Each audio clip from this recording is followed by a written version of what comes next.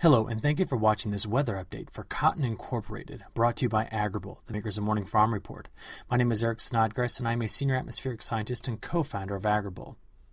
Over the last week, a large ridge in the jet stream set up over the southeastern United States, and that dominated the weather across the cotton belt.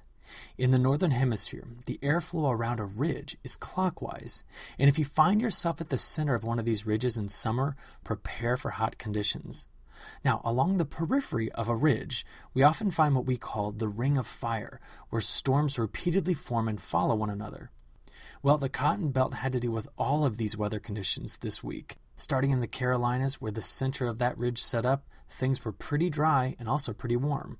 This plot shows how the temperatures were above average since the beginning of August, with only a few days that were below average. And with the exception of just a few precipitation events, things have been pretty dry too for the last 20 days.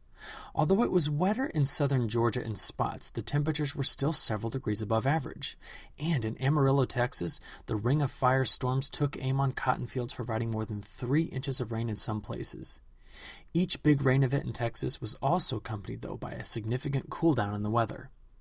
Well, now that we've seen how the conditions have been over the last month for each of these locations, we have to turn our attention to the rainfall over the next week, as a lot of rain is forecast for Georgia through the Carolinas. Better than 3 inches of rain is expected over a large area, with some locations along the Atlantic coastal plain getting over 6 inches. Now, in last week's video, I voiced my concern over a tropical system that was brewing in the western Atlantic near Puerto Rico. Well, that system has survived its trip over the Greater Antilles, and as of Wednesday night, it had fed off the very warm waters in the Gulf of Mexico to become Tropical Storm Hermine. This satellite animation shows how well organized this large group of tropical storms have become, and now they threaten Florida and the Cotton Belt in Georgia, North Carolina, and South Carolina this week. This is the National Hurricane Center's forecast for the path of Hermine through the start of next week.